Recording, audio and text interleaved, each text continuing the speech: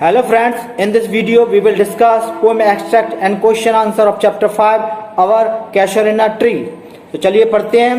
पहला स्टैंजा क्या है?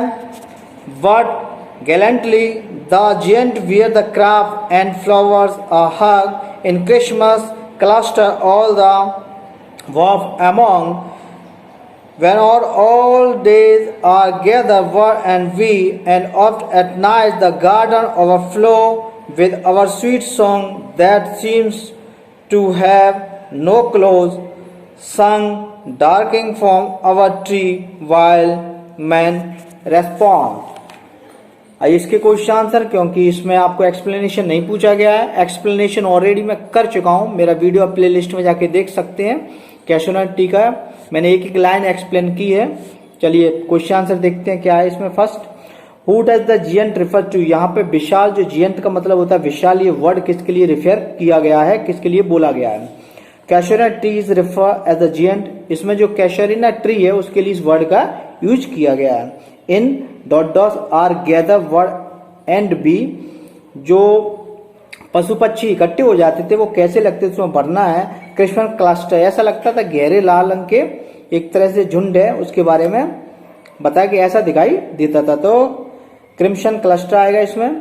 Next, what overflow the garden in night. रात के समय में गार्डन में क्या ओवरफ्लो हो जाता था? The sweet song of the birds and bees overflow the garden at night. रात के समय में ऐसा बताते हैं पशु पक्षियों की बहुत अच्छी आवाज होती थी जिससे पूरा गार्डन भर जाता था, वो ओवरफ्लो हो जाता था. Find a word which mean the same of collected. Collected का सेम वर्ड का मीनिंग ढूंढना है, that the gather. Second stanza, what not because of its magnificence dear it is the casuarina it my soul beneath it we have played thought year may role of sweet companion loved with love instance for your sake shall the tree be ever dear bled with your image it shall arise in memory till the hot tears blind my eyes. इसका पहला question देखते हैं. Why is the casuarina tree dear to the poetess. Poetess थी कवित्री, उसका कैशोरिना tree बहुत ज्यादा प्रिय क्यों था? Casuarina tree is very dear to the poet because it is the magnificence and attached with the childhood memories. वो इसलिए बहुत ज्यादा उसे पसंद करती थी कैशोरिना ट्री को, क्योंकि उसकी जो बचपन की याद है उससे जुड़ी हुई थी और बहुत दिखने में सुंदर भी लगता था. Second, what did the poetess do under the tree. Poetess इसके नीचे क्या करती थी? She played with the brother and sister under the tree. वो अपने दो भाई और बहनों के साथ इस पेड़ के नीचे खेलती थी. Which memories attached with the tree. इसके साथ कौन सी याद उसकी जुड़ी थी? The memory of the lost brother and sister attached with the tree. उसके दोनों भाई मर चुके थे, ये याद इस पेड़ के साथ जुड़ी थी. Find the word similar to meaning of friend. Friend का समान मीनिंग का शब्द ढूंढना. That the companion is the word is similar meaning of friend. Next stanza, therefore I fain would conceive a lamp unto the honor tree beloved of those who now is blessed sleep for any response done than life to me alas were they. First question इसका, what beloved to the poetess. Poetess क्या प्यार करती थी? Casuarina tree is beloved to the poetess. Poetess casuarina tree को प्यार करती थी. किस प्रकार से प्यार करती थी? क्या प्यार करती थी? कैशोरिना ट्री को वो प्यार करती थी. What is dress than life in the poetess. Poetess में जिंदगी से ज्यादा भी पोएटेस किसे पसंद करती थी? The brother and sister of the poetess are dearer than the life of the poetess. वो अपने भाई बहनों को भी अपने जीवन से ज्यादा प्यार करती थी. What does the poetess want to do. भाई पोएटेस क्या करना चाहती और क्यों? The poetess want to write words in immortalisation the tree as the tribute to it and also pay homage and love to her dear sibling. Poetess उसे एक सम्मान देना चाहती थी. सम्मान देने के लिए उसके लिए एक कविता लिखना चाहती थी जिससे कि वो हमेशा जिंदा रहे, वो उसकी कविताओं में अमर हो जाए. Find a word from the stanza opposite the meaning of dishonour. का अपोजिट मीनिंग ढूंढना है स्टैंजा में, तो that is the honour. Now next, Thus ye remember why may they are done with deathless tree like those in Badan, under whose affall branches Legate, pale, fear, trembling, hope, and death, the skeleton and time, and the shadow, and thought big the words that would they beauty, fan, oh fan, rivers may love, the pen, tree form, oblivious course. Boris the poets के लिए क्या चिंता का विषय, जैसे oblique कर्स, जो विनाशकारी, जो लोगों का विनाश हो जाता है, लोगों की मृत्यु हो जाती है, वो इसके लिए दुख का कारण बताया गया है। व्हाट आर ह्यूमन कर्स, मनुष्य के लिए कौन कौन से विनाशकारी चीजें होती हैं, दुख वाली चीजें कौन कौन सी होती है। That the human curse can include fear, hope, death and time. ये सब समय, मृत्यु, ये सारी की सारी उनके लिए चीजें खतरनाक होती है मनुष्य के लिए। What are the poetess wish, poetess क्या कामना कर रही है। The poetess wish for the long life of the tree and tree become important like those is Brendan and her words and love will always protect the tree from the curse. वो ये प्रार्थना कर रही है कि ये पेड़ हमेशा मरने के बाद भी उसकी कविताओं में अमर रहे। जिस तरह से एक राइटर है, उसने अपने कविताओं में एक पेड़ को अमर कर दिया था, ऐसे ही कवित्री भी ये प्रार्थना कर रही है, ये मरने के बाद भी हमेशा ही जिंदा रही है, अमर हो जाए, ऐसी वो प्रार्थना कर रही है। समय के अनुसार सबको मरना पड़ता है, लेकिन वो ये चाह रही है कि मेरी कविताओं के द्वारा ये हमेशा के लिए अमर हो जाए। Give the word opposite meaning to stable, stable meaning का अपोजिट बताना, that the trembling. Now very short, the giant wear the craft, को लाइनें दी गई हैं, उनका आपको मतलब बताना है। तो इसमें बताना है विशालकाय जो था उसने क्या पहन रखा था, कैसे उसने दुपट्टे को ओढ़ रखा था। द हक्स tree keep up it glory and density, उसने बताया जो बड़ा पेड़ था उसकी जो सुंदरता थी वो इस तरह से लग रही थी कि जैसे उसने एक दुपट्टा ओढ़ रखा है। The water lily spring link snow impressed, जो वाटर लिली प्लांट होता है उसके बारे में पूछा गया है, मैं ऑलरेडी डिस्कस कर चुका हूँ लाइन बाई लाइन। तो कैसे वो ऐसा लग रहा है कि बर्फ की तरह जम गया है। The white colour टिनी lily flower appear like the complete grow, जो उसका कलर होता है सफेद होता है, तो वहाँ लिली प्लांट के जो पौधा का झुंड था वो सफेद कलर के फूल थे, वो ऐसा लग रहे थे कि जैसे कि ये बर्फ का कोई एक ढेर हो। ना डिग्री लाइक मेमू, मनुष्य की तरह कौन रो रहा था, ये लाइन भी आई है, इसका बताएं। The signifies that tree sad movement of the poetess and mourn along with her, ये बताया गया है कि पेड़ भी, जो पोएटस थी, कवित्री थी, उसके जो दुख भरे समय को उसके साथ शेयर करता था, ऐसा इन लाइन के उसे भी महसूस होता था कि ये भी मनुष्य की तरह रोता है। सी ब्रेकिंग ऑन द सिंगल बीच, ये लाइन भी आई है कि ऐसा लगता है कि जो समुद्र का किनारा होता है उसे तोड़ देंगी उसकी लहरें। ये किसके लिए यूज किया गया। It signifies that the trees are also in deep grip over and says demise of the poet's brother, ये इस बात का संकेत कर रहा है कि जब पोएट्स के भाई बहन मर जाते हैं तो उसे ऐसा महसूस होता है कि ये पेड़ भी रो रहा है, ऐसी ध्वनि कर रहा है रोने जैसी मनुष्य की, जैसे कि समुद्र के किनारे पानी की लहरें टकराती हैं, उससे जो ध्वनि होती है ऐसी ध्वनि वो महसूस कर रही है। उसे भी ऐसा लग रहा है कि पेड़ भी मेरे साथ रो रहा है, मेरे दुख में वो भी दुखी है। नंबर विद डीथलर ट्री, बहुत सारे पेड़ मर जाते हैं, वर्ड यूज किया इसके लिए, क्या कहा है इसके बारे में देखते हैं।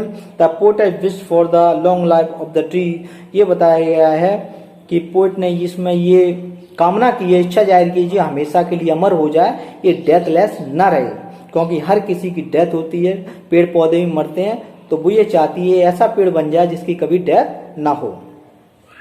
नाउ नेक्स्ट क्वेश्चन, ये वेरी शॉर्ट है, उसमें कुछ लाइनें थी, इससे पहले आप शॉर्ट देखते हैं। How is creeper climbing up the tree, ये क्रीपर थी जो बेलें थी वो पेड़ पे किस तरह से चढ़ रही थी, इसका जरा डिस्क्राइब करें, इसका वर्णन करें। The poet describe the tree is very realistic manner, इस कवियत्री ने इस चीज को बड़े बहुत सादा तरीके से, इसको बहुत अच्छे तरीके से इसका डिस्क्रिप्शन किया है।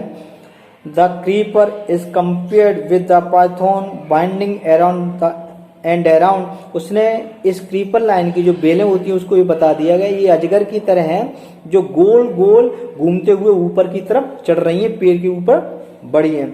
ऑन इज ट्रंक, ऐसे लगता है जैसे कि जो ट्रंक तना या सूंड होती है उसको जो खुरदरा कर रही है, इस तरह से ऊपर चढ़ रही है। There are deep sirs up the summit, उसमें उस पर गहरे एक तरह से घाव भी कर दिए। Next, how does the gain tree bear the craft, इस बड़े पेड़ ने किस तरह से इस दुपट्टे को ओढ़ रखा, उसके बारे में जरा डिस्क्राइब करें। The giant tree is standing on the honour garden of the poet, जो बड़ा है पेड़ है, विशाल का पेड़ है जो उसके कवित्री उसके बगीचे में उगाया था। It stand like a giant, वो एक तरह से खड़ा हुआ है जब बहुत विशालकाय होता है, उस विशाल एक आदमी होता है, भीमकाय होता है, इस तरह से वो खड़ा हुआ, बहुत विशाल, इस तरह से कह सकते हैं। It's grow very high up in the, इसका इतना बड़ा गया है कि ऐसा लग रहा है कि आसमान को छू रहा है। It branches appear to the like scarf at the low sitting in a glands, ऐसा बता रहे हैं इसकी जो ब्रांच इतनी बड़ी हो गई हैं और ऐसा लग रहा है इसने दुपट्टे को ओढ़ रखा है। With its craft the poet mean to say that it keep up a density and high position because no other tree it as high as this one, कोई भी पेड़ इसके आसपास नहीं हो पाया है, इसलिए ऐसा लग रहा है कि ये पेड़ इतना बड़ा है, इसने एक तरह से जो इसकी तना है और जो साथ में इसके एक और बेल बड़ी है, ऐसा लग रहा है इसने दुपट्टे को ओढ़ रखा है। Next, why does the poetess see when she open her window in winter room, जब कवित्री सर्दी में अपने खिड़की को खोलती है तो उसे क्या दिखाई देता है। The tree give delight to the poet in many way when she open her window in the winter, जब कवित्री सर्दी के मौसम में अपनी खिड़की को खोलती है तो पोएटेस देखती है कि वो पेड़ है वो बहुत सुंदर दिखाई देता है, वो आनंद उसे प्रदान करता है। she find a grey balloon sitting like a statue over the crest of the tree, एक बनून एक बंदर की प्रजाति होती है, बंदर है जो इस पेड़ पर सबसे ऊपर चोटी पे जाके बैठ जाता है। इट्स वॉच द सनराइज, वो सूरज को उगते हुए देखता है। On its lower board the little creature live and play while the cuckoo sing a welcome note for the day, और उसकी नीचे की पत्तियों जो टहनियां उस पर उसके बच्चे खेलते हैं, उछल कूच करते हैं, और कोयल है गाना गाकर इस दिन का स्वागत करती हैं। The day become George for, ये बहुत ही आनंद देने सुख देने वाला है, ऐसा लगता है बहुत ज्यादा ग्लोरियस दिन है ये। नेक्स्ट, हु एक्स ए डिग्री like murmur and for what reason, कौन है जो मनुष्य की तरह रोता था और इसके पीछे कारण क्या है। The poet personalise the big tree, poetess ने कुछ इस पेड़ की पर्सनैलिटी बताई हैं। She said that the tree was very much attached with the happening in her family, ये पेड़ कभी कवित्री की जो परिवार है उससे बहुत ज़्यादा जुड़ा हुआ है, उसके फैमिली में क्या क्या हुआ है उन सब से बहुत जुड़ा है। When the poetess lose her brother and sister, जब पोएटेस ने अपने भाई बहन को खोया था, वो मर गए थे।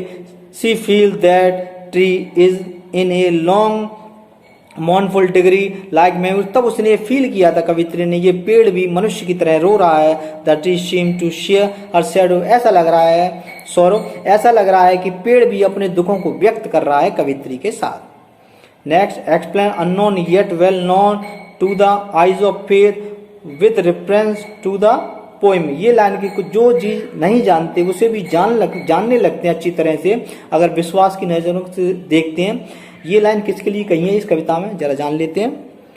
Hence the poetess said that it is the quite unreal to see a tree mourning or weeping, ये बहुत ही आश्चर्य की बात लग रही है, इस वास्तविक नहीं लगता है कि कोई भी पेड़ मनुष्य की तरह रोता हो।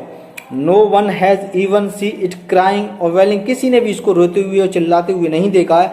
बट सी से, परंतु वो कहती है that it is still well known fact for one's faith, पर ये वो जानती है इस बात को क्योंकि उसे विश्वास की नजर से देख रही है। It one can will one can feel it is be real, पर वो जानती है कि उसे बहुत प्यार करता है और इसे वास्तविकता की महसूस करती है poetess. Next, how does the poetess propose to sanctify her association with the tree and why, वो इस रिश्ते को कैसे निभा रही है और क्यों, क्या करना चाहती है अपने रिश्ते के बारे में। The poetess purpose to center her association with the tree by composition in its honour. वो इस रिश्ते को इस तरह से नाम देना चाहती है, वो इनका इस तरह से स्वागत करना चाहती है, सम्मान में कुछ गीत लिखना चाहती है, इस पेड़ को एक सम्मान देना चाहती है। She want to write second word for it, इसके लिए कुछ लाइनें लिखना चाहती है। The tree has become a very important part of her life, क्योंकि ये पेड़ उसके जीवन के लिए बहुत ही महत्वपूर्ण है, उनके जीवन का एक बहुत ही महत्वपूर्ण हिस्सा है। सी feel herself closely association attached with the tree, वो ये महसूस करती है कि इस पेड़ से बहुत ज़्यादा वो जुड़ी हुई हैं। For it has been beloved to her brother and sister who are no more, उसके भाई बहन जो इस संसार में नहीं है वो भी इस पेड़ को बहुत ज़्यादा प्यार करते थे। इस प्रकार इस रिश्ते को एक नाम देना चाहती है, उनके सम्मान में कुछ लिखना चाहती हैं पोटेस। और next, how does the potash bless the tree, potash उसके लिए किस प्रकार से कामना कर रही है, कैसे उसको विश कर रही है, देखते हैं। The poetess feel sad when she thinks that the tree would die one day, poetess ये जानकर दुखी हो जाती है कि एक दिन पेड़ भी मर जाएगा। It would be a great loss for her and also for a number of other creature which were comfort under its shadow sad, वो ये देखती है कि अगर ये पेड़ मर जाएगा तो उनके जीवन का एक बहुत बड़ी क्षति होगी, उसके लिए ही नहीं बल्कि उनके लिए भी, जो पशु पक्षी इसके पास रहते हैं, इस पर रहते हैं, इसकी छाया में रहते हैं, उसके लिए भी ये बहुत ज़्यादा उनके लिए ये क्षतिपूर्ति होगी। So she make wish for his long time, इसलिए वो इसके लंबे जीवन की कामना करती है। She wish that her words में change the density of the tree thoughts, तो she know that it is a paint hope, इसीलिए वो इसे अपनी कविताओं में अमर कर देना चाहती है जिससे ये कभी ना मरे, वैसी कामना करती है। No one can change the cycle of nature, वो ये जानती है कि इस प्रकृति के इस नियम को वो बदल नहीं सकती। Still she hope for the long life, इसके बावजूद वो इस पेड़ के बड़े लंबी उम्र की कामना कर रही है। She want that tree memory should never fade, वो चाहती है कि इस पेड़ की ये जो मेमोरी है कभी खत्म ना हो, इसकी याद हमेशा बनी रहे, इसलिए वो इसे अमर कर देना चाहती है अपनी कविता के माध्यम से, अर्थात इसके सम्मान में कविता लिखकर इसे अमर कर देना चाहती है। That's the finish, very short and short answer. Next video we will discuss long question answer. Thank you for watching this video.